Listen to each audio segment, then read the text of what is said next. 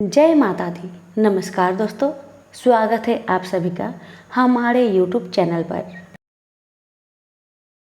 आज मंगलवार के दिन मैं आप सभी को सुनाऊंगी सिया रामचंद्र की कथा। हनुमान जी को प्रसन्न करने के लिए कथा को पूरा सुने। रामायण में कथा आती है कि एक बार भगवान राम और लक्ष्मण एक सरोवर में स्नान करने के लिए उतरे। उतरते समय उन्होंने अपने अपने धनुष बाहर तट पर गाड़ दिए। जब वे स्नान करके बाहर निकले तो लक्ष्मण ने देखा कि उनकी धनुष की नोक पर रक्त लगा हुआ था। उन्होंने भगवान राम से कहा, भ्राता, लगता है कि अनजाने में कोई हिंसा हो गई है। दोनों ने मिट्टी हटाकर देखा तो पता चला कि वहां एक मेढक मरना आसन पड़ा है। भगवान राम ने करुणावश मेढक से कहा, तुमने आवाज क्यों नहीं दी? कुछ हलचल छटपटाहट तो करनी थी। हम लोग तुम्हें बचा लेते। जब सांप पकड़ता है तब तुम खूब आवाज लगाते हो। धनुष लगा तो क्यों नहीं बोले? मेढक बोला, प्रभु, जब सांप पकड़ता है तब मैं राम राम चिल्लाता हूँ। एक आशा और विश्वास रहता है प्रभु अवश्य पुकार सुनेंगे। पर आज देखा कि साक्षात भगवान श्री राम स्वयं धनुष लगा रहे हैं। तो मैं किसे पुकारता? आपके सिवा किसी का नाम याद नहीं आया। बस इसे अपना सौभाग्य मानकर चुपचाप सहता रहा। सच्चे भक्त जीवन के हर क्षण को भगवान का आशीर्वाद मानकर उसे स्वीकार करते हैं। सुख और दुख प्रभु की ही कृपा और कोप का परिणाम तो है। सभी प्रेम से बोलिए श्री राम जी की जय हो। लक्ष्मण जी की कहानी। हनुमान जी की राम भक्ति की गाथा पूरे संसार में गाई जाती है। लक्ष्मण जी की भक्ति भी अद्भुत थी। लक्ष्मण जी के कथा के बिना श्री राम कथा पूर्ण नहीं है। अगस्त्य मुनि अयोध्या आए और लंका युद्ध का प्रसंग छिड़ गया। भगवान श्री राम ने बताया कि उन्होंने कैसे रावण और कुंभकर्ण जैसे प्रचंड वीरों का वध किया और लक्ष्मण ने भी इंद्रजीत और अधिकाय जैसे शक्तिशाली असुरों को मारा। अगस्त्य मुनि बोले, श्री राम, बेशक रावण और कुंभकर्ण प्रचंड वीर थे, लेकिन सबसे बड़ा वीर तो मेघनाथ ही था। उसने अंतरिक्ष में स्थित होकर इंद्र से युद्ध किया था और बांधकर लंका से आया था। ब्रह्मा ने इंद्रजीत से दान के रूप में इंद्र को मांगा, तब इंद्र मुक्त हुए थे। लक्ष्मण ने उनका वध किया, इसलिए वे सबसे बड़े योद्धा हुए। श्री राम को आश्चर्य हुआ, लेकिन भाई की वीरता का प्रशंसा से वह खुश थे। फिर भी उनके मन में जिज्ञासा पैदा हुई कि आखिर अगस्त्य मुनि ऐसा क्यों कह रहे हैं कि इंद्रजीत का वध रावण से ज्यादा मुश्किल था। अगस्त्य मुनि ने कहा, प्रभु, इंद्रजीत को वरदान था कि उसका वध वही कर सकता था जो 14 वर्ष तक न सोया हो, जिसने 14 साल तक किसी स्त्री का मुख न देखा हो और 14 साल तक भोजन न किया हो। श्री राम बोले, परंतु मैं वनवास काल में 14 वर्षों तक नियमित रूप से लक्ष्मण के हिस्से का फल फूल देता रहा। मैं सीता के साथ एक कुटी में रहता था। बगल की कुटी में लक्ष्मण थे। फिर सीता का मुख भी न देखा हो और 14 वर्षों तक सोए न हो, ऐसा कैसे संभव है? अगस्त्य मुनि सारी बात समझकर मुस्कुराए। प्रभु से कुछ छुपा है भला? दरअसल सभी लोग सिर्फ श्री राम का गुणगान करते थे, लेकिन प्रभु चाहते थे कि लक्ष्मण के तप और वीरता की चर्चा भी अयोध्या के घर घर में हो। अगस्त्य मुनि ने कहा, क्यों ना लक्ष्मण जी से पूछा जाए। प्रभु ने पूछा, हम तीनों 14 वर्षों तक साथ रहे, फिर तुमने सीता का मुख कैसे नहीं देखा? फल दिए गए फिर भी अनाहारी कैसे रहे और 14 साल तक सोए नहीं, यह कैसे हुआ? लक्ष्मण जी ने बताया, भैया, जब हम भाभी को तलाशते ऋष्यमुख पर्वत गए तो सुग्रीव ने हमें उनके आभूषण दिखाकर पहचानने को कहा। आपको स्मरण होगा, मैं तो सिवाय उनके पैरों के नूपुर के कोई आभूषण नहीं पहचान पाया था, क्योंकि मैंने कभी भी उनके चरण के ऊपर देखा ही नहीं। 14 वर्ष नहीं सोने के बारे में सुनिए। आप और माता एक कुटिया में सोते थे। मैं रात भर बाहर धनुष पर बाण चढ़ाए पहरेदारी में खड़ा रहता था। निंद्रा ने मेरी आंखों पर कब्जा करने की कोशिश की तो मैंने निंद्रा को अपने बाणों से बेध दिया था। निंद्रा ने हार कर स्वीकार किया कि वह 14 साल तक मुझे स्पर्श नहीं करेगी।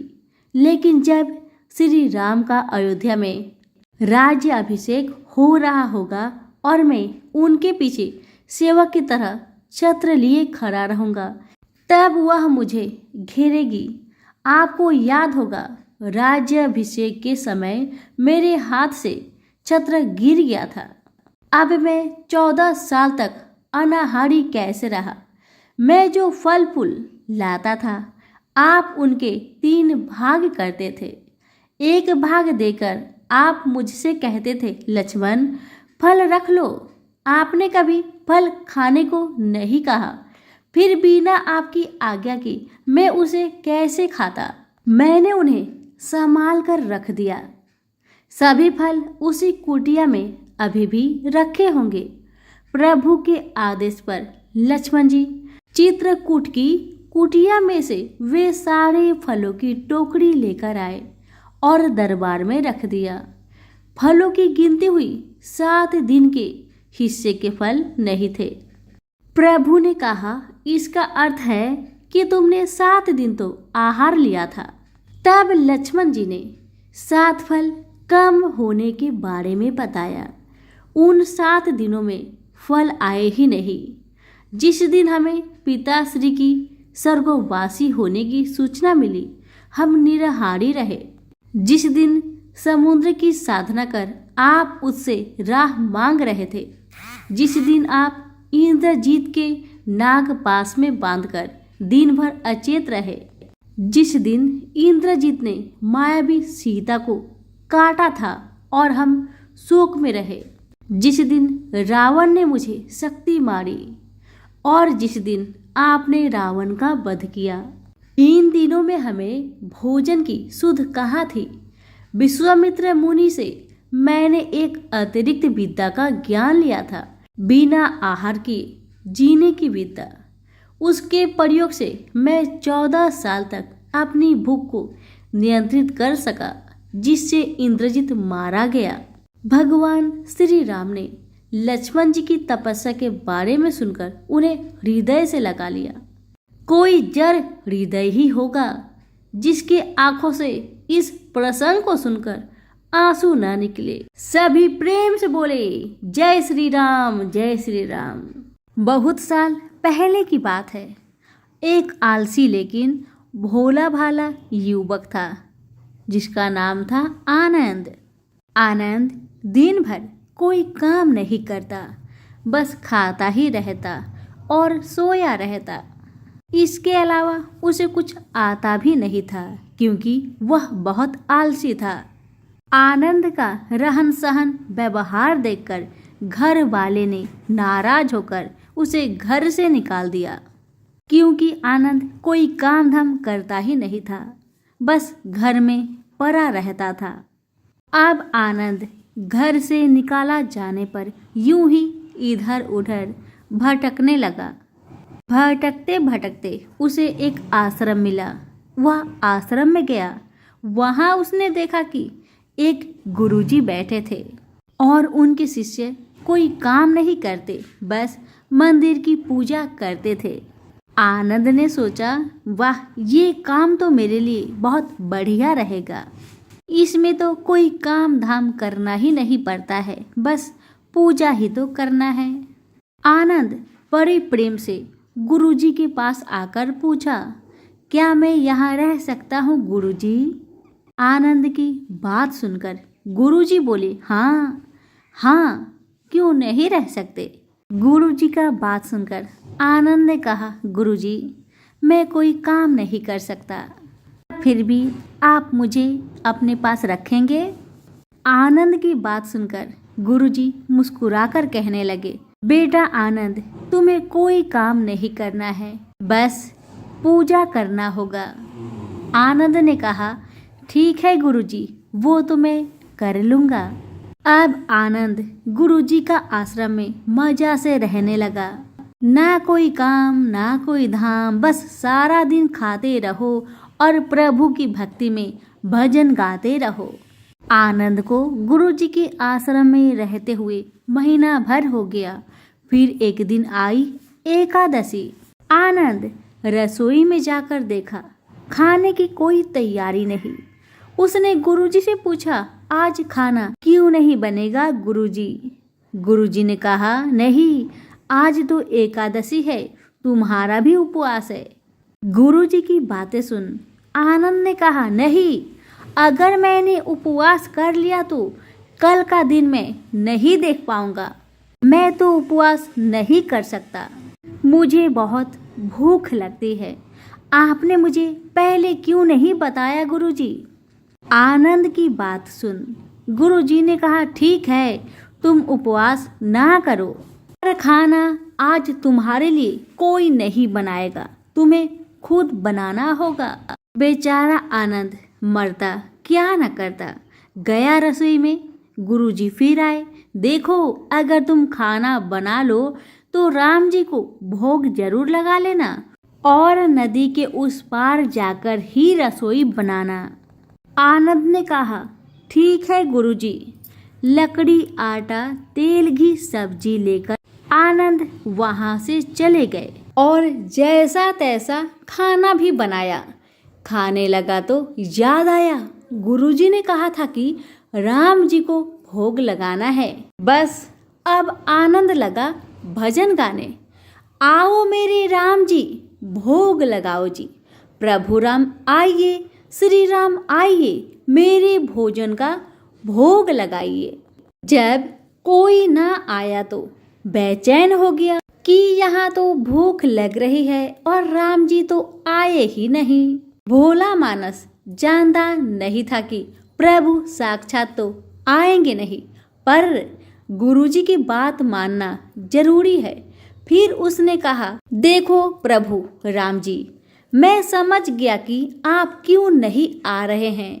मैंने रूखा सूखा बनाया है और आपको तरमाल खाने की आदत है, इसलिए नहीं आ रहे हैं। तो सुनो प्रभु, आज वहाँ भी कुछ नहीं बना है। सबका आज एकादशी व्रत है, खाना हो तो यह भोग ही खाओ। प्रभु श्री राम अपने भक्त की मासूमियत पर बड़े मुस्कुराए और माता सीता के साथ प्रकट हो गए। ये देखकर भक्त असमंजस में पड़ गया और मन ही मन में सोचने लगा कि गुरुजी ने तो कहा था कि राम जी आएंगे, पर यहाँ तो माता सीता भी आई है और मैंने तो भोजन बस 2 लोगों का बनाया है। चलो कोई बात नहीं, आज इन्हें ही खिला देते हैं, मैं भूखा ही रह जाता हूँ। आनंद बोला, प्रभु मैं भूखा रह गया, लेकिन मुझे आप दोनों को देखकर बड़ा अच्छा लग रहा है। लेकिन अगली एकादशी पर ऐसा ना करना, पहले बता देना कि कितने जन आ रहे हो, और हाँ, थोड़ा जल्दी ही आना। राम जी उसकी बात पर बड़े मुद्दित हुए और प्रसाद ग्रहण कर चले गए। अगली एकादशी तक यह भोला मानस सब भूल गया। उसे लगा प्रभु ऐसे ही आते होंगे और प्रसाद ग्रहण करते होंगे। फिर एकादशी आई तो आनंद ने गुरुजी से कहा, गुरुजी मैं चला खाना बनाने, पर इस बार थोड़ा ज़्यादा अनाज लगेगा क्योंकि वहाँ 2 लोग आते हैं। गुरुजी आनंद की बात सुनकर मुस्कुराए और मन ही मन सोचने लगे, भूख के मारे आनंद बावला हो गया है। ये सोचकर उन्होंने कहा, ठीक है, ले जा और अनाज ले जा। अब की बार आनंद ने 3 लोगों का खाना बनाया और फिर गुहार लगाई, प्रभु राम आइए, सीताराम आइए, मेरे भोजन का भोग लगाइए। प्रभु की महिमा निराली है। भक्त के साथ कौतुक करने में उन्हें बड़ा मजा आता है। इस बार तो भगवान भाई लक्ष्मण, भरत, शत्रुघ्न और हनुमान जी को लेकर आ गए। ये देखकर भक्त को चक्कर आ गया कि यह क्या हुआ। एक का भोजन बनाया तो 2 आए, आज 2 का खाना ज्यादा बनाया तो पूरा खानदान आ गया। लगता है आज भी भूखा ही रहना पड़ेगा। सबको भोजन लगाया और बैठे बैठे देखता रहा। अनजाने में ही उसकी ये भी एकादशी हो गई। फिर अगली एकादशी आने से पहले गुरुजी से कहा, गुरुजी ये आपके प्रभु राम जी अकेले क्यों नहीं आते? हर बार कितने सारे लोगों को ले आते हैं, इस बार अनाज ज्यादा देना। गुरुजी को लगा कहीं यह अनाज बेचता तो नहीं, देखना पड़ेगा जाकर। भंडार से कहा, इसे जितना अनाज चाहिए आनंद को दे दो और छुपकर उसे देखने चल पड़े। इस बार आनंद ने सोचा, खाना पहले नहीं बनाऊंगा, पता नहीं कितने लोग आ जाए, पहले बुला लेता हूँ फिर खाना बनाऊंगा। फिर टेर लगाई, प्रभु राम आइए, श्री राम आइए, मेरे प्रभु भोजन का भोग लगाइए। सारा राम दरबार मौजूद। इस बार तो हनुमान जी भी साथ आए, लेकिन यह क्या, प्रसाद तो तैयार ही नहीं है। भक्त ठहरा भोला भाला। भोला भाला आनंद बोला, प्रभु इस बार मैंने खाना नहीं बनाया। प्रभु ने पूछा, क्यों? आनंद बोला, प्रभु मुझे तो मिलता ही नहीं, फिर क्या फायदा खाना बनाने का, आप ही बना लो और खुद ही खा लो। आनंद की बातें सुन राम जी मुस्कुराए, सीता माता भी गदगद हो गई। उसके मासूम जवाब से लक्ष्मण जी बोले, क्या करे प्रभु? प्रभु बोले, भक्त की इच्छा है तो पूरी तो करनी पड़ेगी, चलो लग जाओ काम में। लक्ष्मण जी ने कढ़ाई उठाई, माता सीता आटा सानने लगी। भक्त एक तरफ बैठकर देखता रहा। माता सीता रसोई बना रही थी तो कई ऋषि मुनि यक्ष गंधर्व प्रसाद लेने आने लगे। इस पर गुरुजी ने देखा खाना तो बना नहीं, भक्त एक कोने में बैठा है, तो पूछा, बेटा क्या बात है, खाना क्यों नहीं बनाया? आनंद बोला, अच्छा किया गुरुजी आप आ गए, देखिए कितने लोग आते हैं प्रभु के साथ। गुरुजी बोले, मुझे तो कुछ नहीं दिख रहा तुम्हारे और अनाज के सिवा। भक्त ने माथा पकड़ लिया, एक तो इतनी मेहनत करवाते हैं प्रभु, भूखा भी रखते हैं और ऊपर से गुरुजी को दिखाई भी नहीं दे रहे, यह और बड़ी मुसीबत है। प्रभु से कहा, हे प्रभु आप गुरुजी को क्यों नहीं दिख रहे हैं? प्रभु बोले, मैं उन्हें नहीं दिख सकता। फिर भक्त बोला, क्यों प्रभु क्यों? वे तो बड़े पंडित है, ज्ञानी है, विद्वान है, उन्हें तो बहुत कुछ आता है, उनको क्यों नहीं दिखते हैं आप? प्रभु बोले, माना कि उनको सब कुछ आता है पर वे सरल नहीं है तुम्हारी तरह, इसलिए उनको नहीं दिख सकता। आनंद ने गुरुजी से कहा, गुरुजी प्रभु कह रहे हैं आप सरल नहीं है, इसलिए आपको नहीं दिखेंगे। गुरुजी रोने लगे और कहने लगे, वाकई में मैंने सब कुछ पाया पर सरलता नहीं पा सका तुम्हारी तरह, और प्रभु तो मन की सरलता से ही मिलते हैं। प्रभु प्रकट हो गए और गुरुजी को भी दर्शन दिए। इस तरह एक भक्त के कहने पर प्रभु ने रसोई भी बनाई। यह भक्ति कथा लोक श्रुति पर आधारित है।